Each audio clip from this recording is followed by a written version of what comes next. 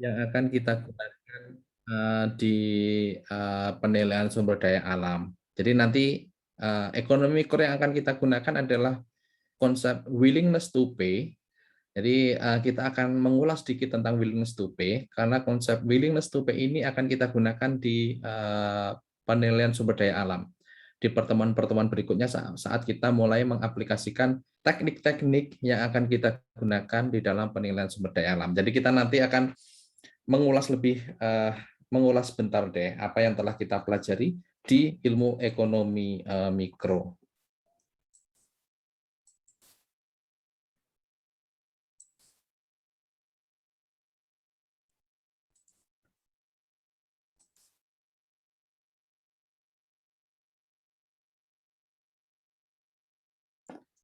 Kita mulai dari definisi dari sumber daya alam yang telah kita pelajari sebelumnya dan perkembangan apa ya, dan mungkin sambil kita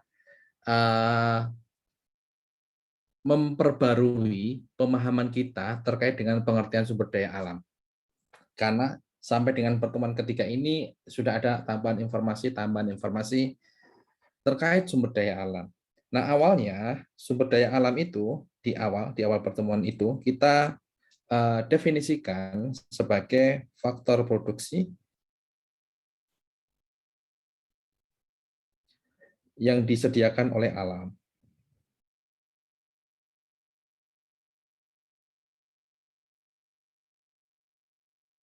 Yang tentu saja untuk memproduksi barang dan jasa. Oke. Jadi ini adalah pengertian awal kita. Bahwa namanya juga sumber daya, resource. Berarti itu adalah merupakan input yang kita gunakan dalam kehidupan manusia. Mungkin secara spesifik, ini adalah kita gunakan sebagai input, sebagai faktor produksi yang akan kita gunakan untuk memproduksi barang dan jasa. Oke. Kemudian setelah kita berkembang lebih lanjut, kalau ini kan sebenarnya kan lebih ke barang gitu ya. Nah, setelah kita mempelajari lebih lanjut, ternyata sumber daya alam itu nggak hanya barang.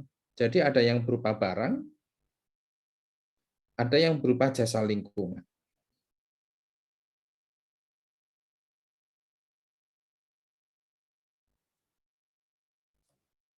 Oke. Nah, sekarang kita akan memberikan suatu pemahaman yang lebih menyeluruh terkait dengan apa layanan yang diberikan oleh sumber daya alam.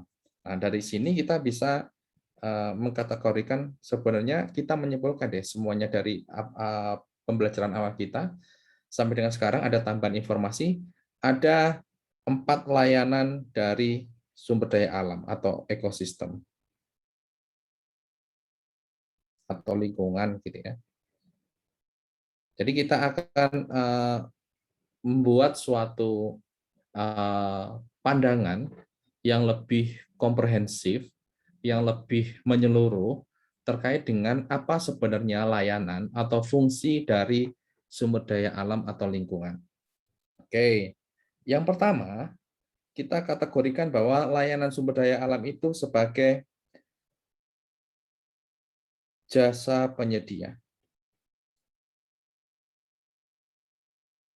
atau kita sebut dengan provisioning services. Oke. Kalau sumber daya alam kita pandang sebagai provisioning services, artinya ya dia sebagai penyedia. Oke. Penyedia berarti kita mengekstraksi, kita mengambil dari sumber daya alam itu dan digunakan untuk kebutuhan manusia. Jadi ini sifatnya ini lebih ke direct use. Misalnya apa? Kalau sumber daya alam sebagai penyedia, ya dia penyedia makanan misalnya gitu ya. Kemudian penyedia air atau mungkin kayu, serat, getah, apapun itu gitu ya. Mungkin sebagai sumber obat-obatan atau apapun. Intinya sumber daya alam itu sebagai penyedia. Dia sebagai provisioning services. Oke, itu yang pertama. Kemudian yang kedua, jasa yang diberikan oleh sumber daya alam itu kita sebut dengan jasa regulatori, pengatur. Oke, ini adalah regulating services. Nah, ini yang kita pelajari sebagai ekosistem services gitu ya. Walaupun kalau sebenarnya kalau ngomong ekosistem services ya meliputi 4 ini, tetapi ini lebih ke sifat yang kemarin kita bahas, ini merupakan indirect use. Oke. Kalau ini adalah direct use yang sifatnya ekstraktif ini. Ini adalah sifatnya ekstraktif. Kalau ini sifatnya lebih ke indirect use. Contohnya apa? Ya dia penyedia udara bersih atau penyaring udara misalnya. Dia misalnya untuk pengatur air. Kemudian kemarin kita menyinggung terkait dengan pengaturan iklim, mencegah banjir atau erosi, atau mencegah banjir ataupun erosi, dan seterusnya. Oke. Itu adalah jasa pengaturan atau regulatory services. Oke. Kemudian yang ketiga ini terkait dengan sesuatu yang lebih ke spiritual, lebih ke kultural, sehingga kita sebut dengan jasa kultural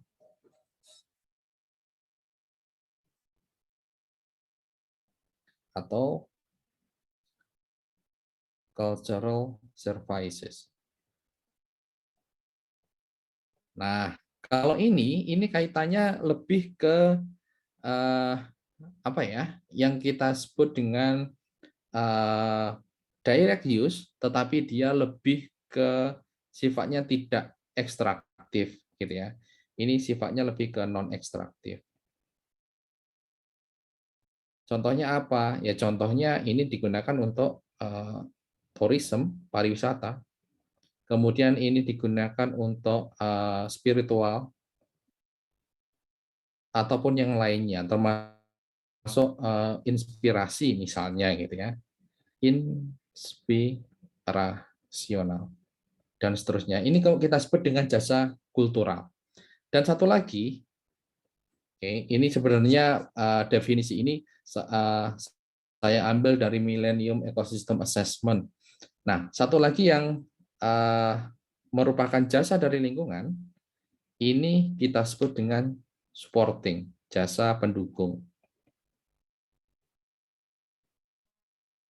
atau penyokong. Oke.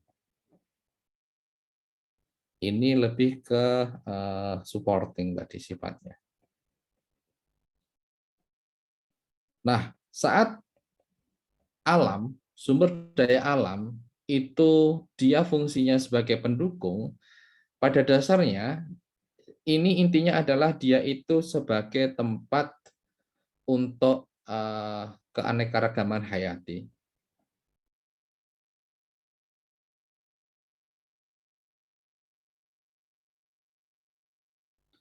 Berarti tempat untuk berkembang biak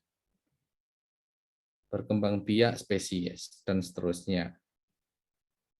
Oke, itu berarti sebagai jasa pendukung atau penyokong. Jadi secara total itu ada 4 jasa lingkungan yang ditawarkan, yang digunakan dalam rangka untuk kebutuhan manusia tadi. Nah, dari sini, dari keempat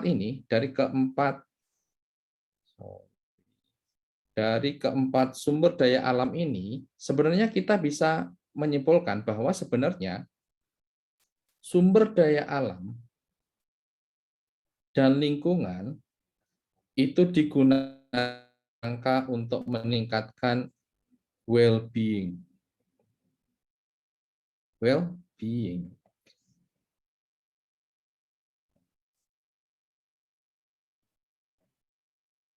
Atau kesejahteraan manusia. Oke. Sekali lagi bahwa sumber daya alam dan lingkungan itu digunakan, dikonsumsi, dimanfaatkan.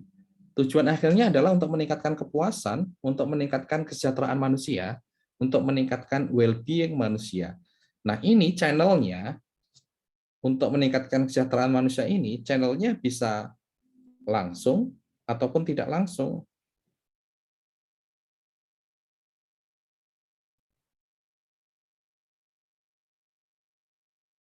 Nah, channel sumber daya alam bisa meningkatkan kesejahteraan manusia, ya ini jika manusia itu mengonsumsi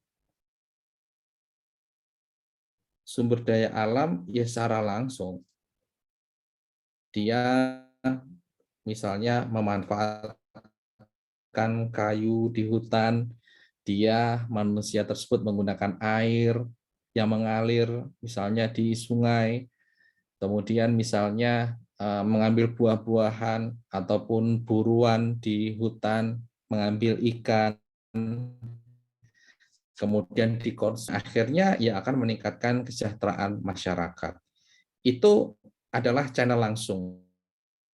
Bagaimana sumber daya alam dan lingkungan itu bisa meningkatkan kesejahteraan manusia, bisa meningkatkan well-being manusia. Nah, channel selanjutnya adalah channel tidak langsung. Kalau channel tidak langsung ini berarti sumber daya alam itu akan digunakan sebagai proses produksi. Tadi kita telah menyinggung, di pertemuan sebelumnya juga sudah menyinggung, ini akan dijadikan input, akan digunakan faktor produksi. Jadi sumber daya alam akan diolah dalam suatu proses produksi, di mana ini akan menghasilkan barang dan jasa. Yang di mana barang dan jasa ini akan meningkatkan well-being. Nah, ini adalah contoh channel yang tidak langsung. Tetapi sekali lagi, pemanfaatan sumber daya alam itu ya sekali lagi tujuan akhirnya adalah untuk meningkatkan kesejahteraan manusia. Oke, gitu ya. Nah, misalnya contoh channel tidak langsung yang lain adalah misalnya eh, kualitas air yang disediakan oleh lingkungan. Jika kualitas itu bersih, kemudian air itu digunakan untuk proses selanjutnya, misalnya untuk menghasilkan minuman berperasa ataupun minuman bersoda, maka ya kita akan memperoleh suatu manfaat yang tidak langsung. Dan kita akan paham bahwa semakin berkualitas air itu, ya mungkin biaya untuk memproduksi air minuman berperasa akan lebih rendah karena tidak perlu memurnikan air dan yang lain. Ya gitu ya. Jadi itu keterkaitan antara nilai sumber daya alam dengan kesejahteraan manusia. Pada intinya sekali lagi bahwa sumber daya alam itu akan digunakan baik langsung maupun tidak langsung, itu memang tujuan akhirnya adalah untuk meningkatkan kesejahteraan manusia, untuk meningkatkan well-being dari manusia. Nah, sekarang kita akan mengaitkan antara tadi well-being, utility dengan konsep willingness to pay. Oke, keinginan untuk membayar terhadap barang dan jasa. Oke, jadi ini adalah konsep baru, sebenarnya nggak baru, telah kita pelajari juga di ilmu ekonomi mikro. Saya hanya mengulas sedikit terkait dengan well-being, terkait dengan utility. Itu kita mengenal suatu konsep yang kita sebut dengan willingness to pay. Oke, willingness to pay. Kesediaan untuk membayar. WTP. Artinya sekali lagi ini adalah kesediaan untuk membayar.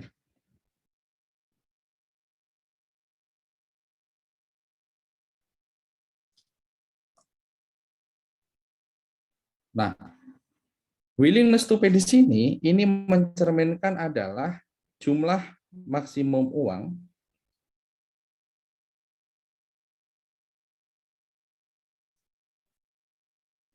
yang dibayarkan oleh seseorang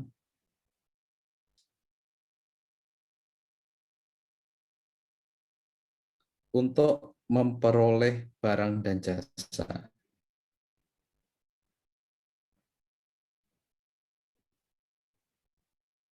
Oke, jadi konsep ini, willingness to pay, ini artinya adalah jumlah maksimum uang yang dibayarkan oleh seseorang untuk memperoleh barang dan jasa.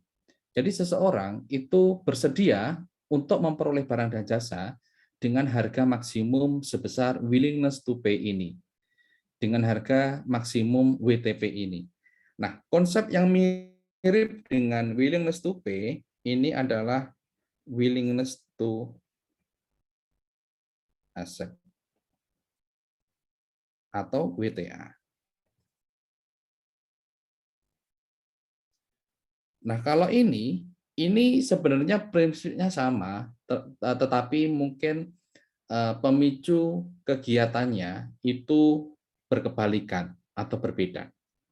Kalau willingness to accept ini sebenarnya adalah jumlah minimum. Kalau yang atas tadi adalah jumlah maksimum, kalau ini adalah jumlah minimum uang yang bersedia diterima oleh seseorang untuk melepas barang dan jasa.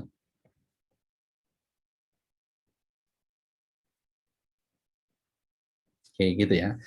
Dan dua-duanya ini sebenarnya ini menunjukkan bagaimana seseorang itu memberi nilai kepada barang ataupun jasa. Jadi bagaimana dia memberikan nilai, berarti itu adalah willingness to pay-nya. Jadi untuk kita melakukan teknik penilaian selanjutnya, maka kita akan sering menggunakan konsep ini, konsep WTP ini, willingness to pay ini. Karena sekali lagi, willingness to pay ataupun willingness to accept itu sebenarnya adalah nilai yang diberikan oleh seseorang atas suatu barang dan jasa. Kalau willingness to pay tadi adalah mencerminkan berapa jumlah maksimum uang yang bersedia dibayarkan untuk memperoleh barang dan jasa. Kalau WTA tadi adalah jumlah minimum uang yang bersedia diterima oleh seseorang untuk melepaskan suatu barang dan jasa. Intinya sekali lagi, ini mencerminkan nilai sebuah barang dan jasa. Oke, gitu ya. Jadi kenapa kita menggunakan konsep WTP ini? Kita mengulas kembali apa itu willingness to pay, apa itu permintaan, apa itu consumer surplus. Karena pada dasarnya ya ini adalah bagaimana persepsi nilai seseorang terhadap suatu barang dan jasa. Yang nanti akan kita praktikkan ke sumber daya alam di pertemuan-pertemuan selanjutnya. Oke. Sekarang kita akan mengulas sedikit tentang willingness to pay. Nah, sekarang kita keluar dulu dari sumber daya alam deh, agar kita lebih memahami sebenarnya apa itu willingness to pay. Hingga nanti kita bisa memperoleh suatu kesimpulan bahwa sebenarnya willingness to pay itu adalah kurva permintaan. Jadi penjelasan saya nanti, kesimpulan akhirnya adalah willingness to pay itu sebagai kurva permintaan.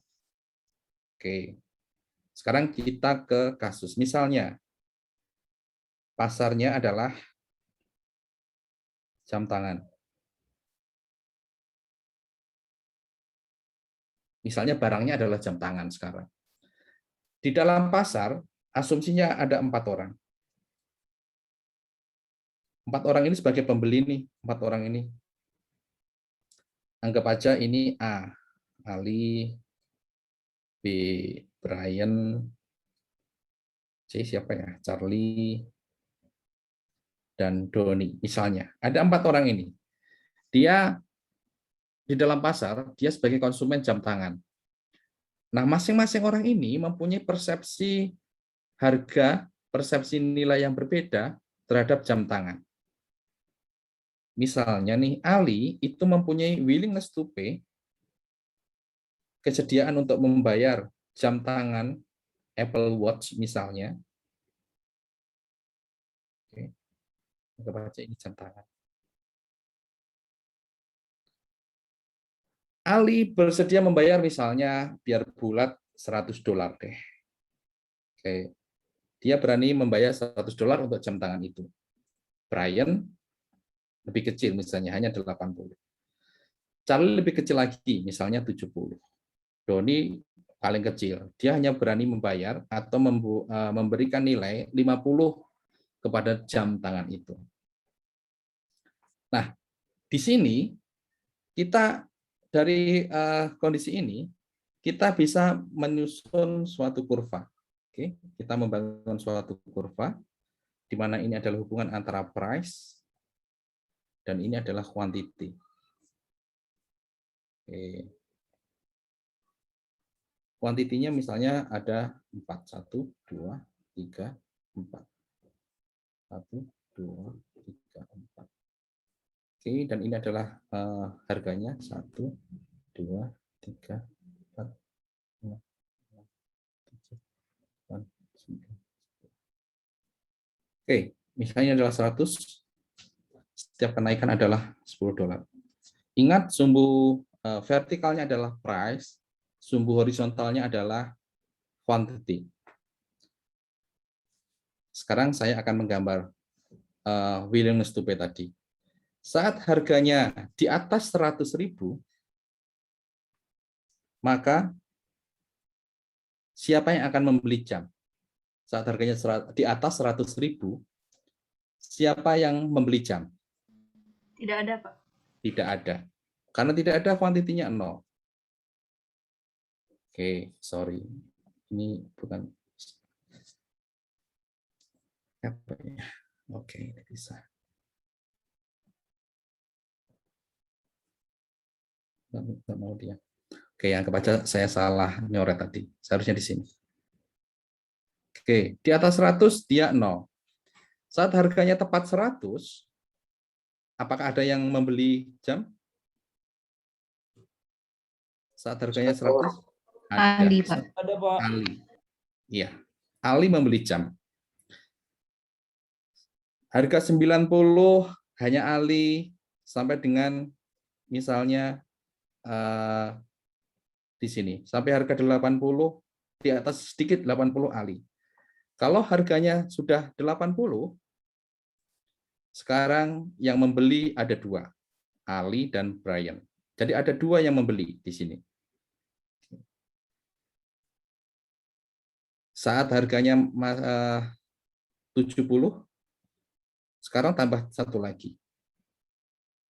Ada Charlie yang berani membeli. Saat harganya 50, itu ada lagi, tambah 1 lagi. Doni juga bisa membeli. Gitu ya. Jadi ini adalah sebenarnya menggambarkan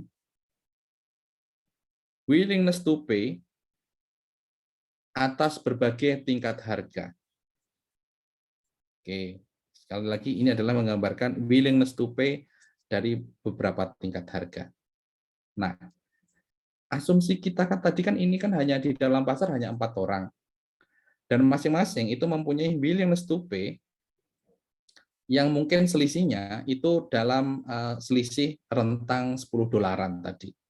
Dalam praktiknya, di dalam pasar itu nggak hanya 4 orang, tetapi mungkin ribuan orang.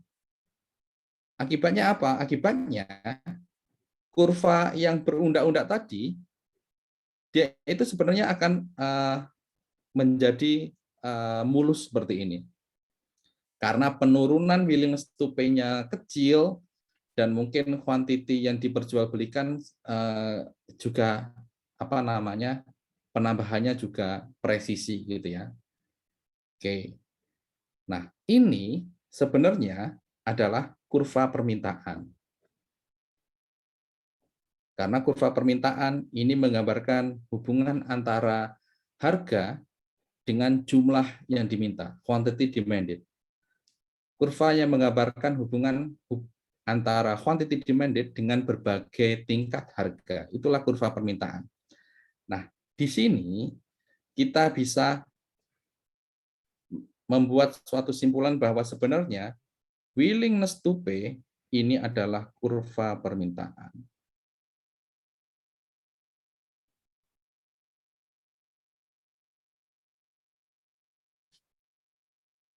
Oke. Nah, itu sebenarnya saya pengen membawa ke pemahaman ini. Ke pemahaman bahwa sebenarnya willingness to pay itu adalah kurva permintaan. Nah, ada satu konsep lagi yang ingin saya kenalkan, yaitu terkait dengan surplus konsumen. Oke. Surplus konsumen itu seperti ini. Kita kembali ke willingness to pay. Ini adalah willingness to pay. Misalnya nih, ternyata misalnya harga di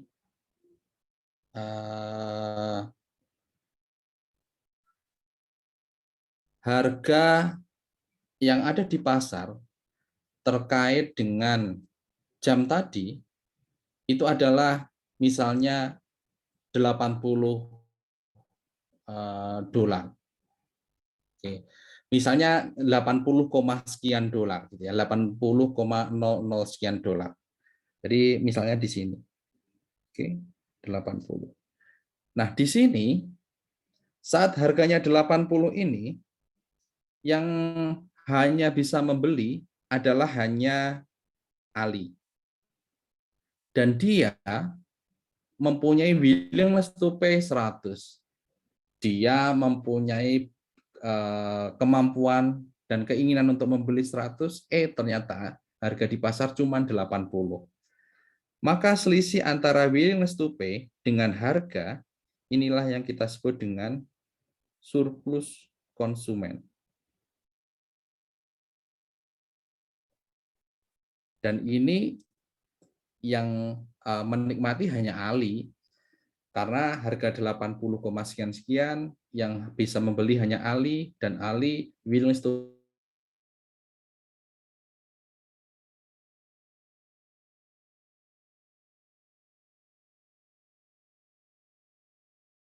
pay-nya 100. 7, sekian-sekian. Saat harganya 70, sekian-sekian, maka Ali akan bertambah nih. Sekarang ini surplus konsumennya Ali. Oke. Pada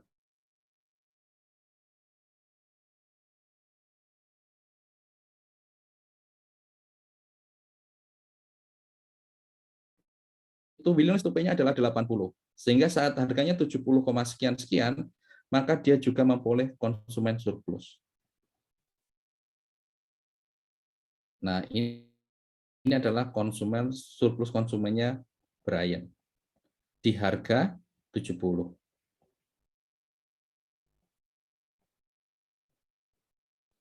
Dan seterusnya. Oke. Nah, dari sini kita bisa memperoleh suatu simpulan. Oke. Misalnya, saya mempunyai suatu kurva permintaan yang menggambarkan hubungan antara price, quantity, kemudian dia gradiennya negatif, ini adalah demand, maka saat harganya adalah di P bintang, yang dinamai dengan surplus konsumen adalah area di bawah kurva permintaan dan di atas harga. Inilah yang kita sebut dengan surplus konsumen. Oke. Surplus konsumen. Area di bawah kurva permintaan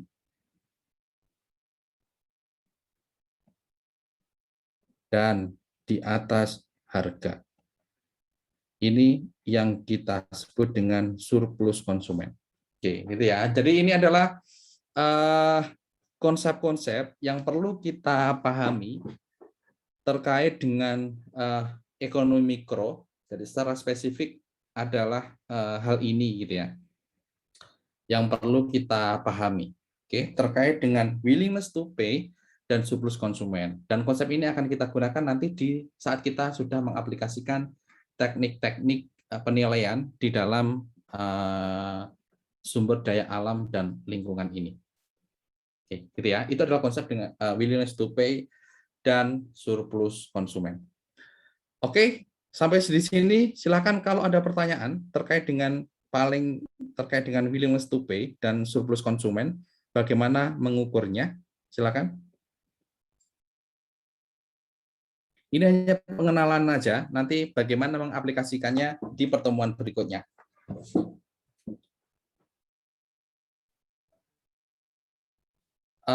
Oke. Kalian ada satu PR ya? Deadline-nya kapan ya? Hari Senin ya kalau nggak salah ya? Tanggal 19. Tanggal 19 ya? Oke. Hari Senin ya kalau nggak salah ya? Selasa kayaknya, Pak. Oke, Selasa ya. Oh, karena kita kemarin pertemuannya hari Selasa ya. Oke, jadi itu silakan dikerjakan. Ya nanti akan saya gunakan sebagai tugas individu, tugas tambahan aja terkait dengan hal ini. Oke, ada pertanyaan? Materi kita hanya sampai di sini. Jadi sebenarnya kita hanya mengulas sedikit terkait dengan sebenarnya apa itu willingness to pay, apa itu willingness to accept, apa itu surplus konsumen. Penerapannya masih nanti di pertemuan-pertemuan berikutnya. Oke, gitu ya. Apakah clear?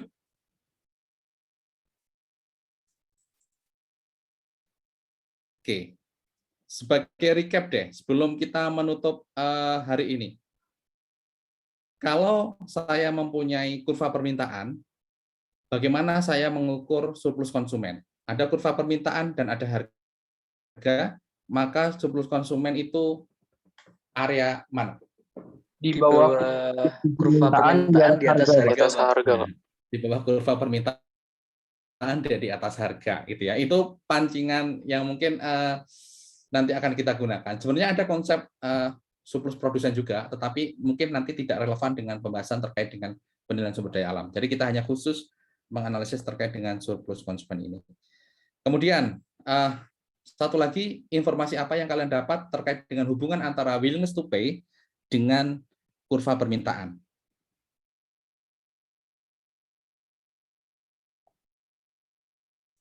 Apa hubungan antara willingness to pay dengan kurva permintaan? WTP itu kurva demand, Pak. Ya, willingness to pay itu sebenarnya ya memang ya kurva demand, gitu ya. Jadi itu dua hal yang perlu kalian ingat terkait dengan willingness to pay dan kurva permintaan. Willingness to pay itu sama dengan kurva permintaan, dan surplus konsumen adalah area di bawah kurva permintaan atau di bawah willingness to pay di atas harga. Itu yang nanti akan kita gunakan di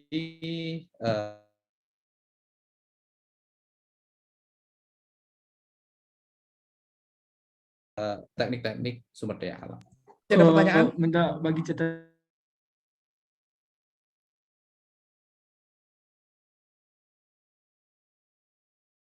Oh ya, oke, ke grup. Oke, kalau nggak ada pertanyaan, saya rasa kelas kita pada hari ini cukup sampai di sini. Masih ada waktu setengah jam, silakan digunakan untuk apapun, untuk belajar ataupun untuk mengulang materi, menyiapkan materi nanti dan sebagainya. Oke, kelas saya tutup. Jaga kesehatan semuanya. Sampai bertemu nanti di minggu depan. Selamat siang. Assalamualaikum warahmatullahi wabarakatuh. Waalaikumsalam.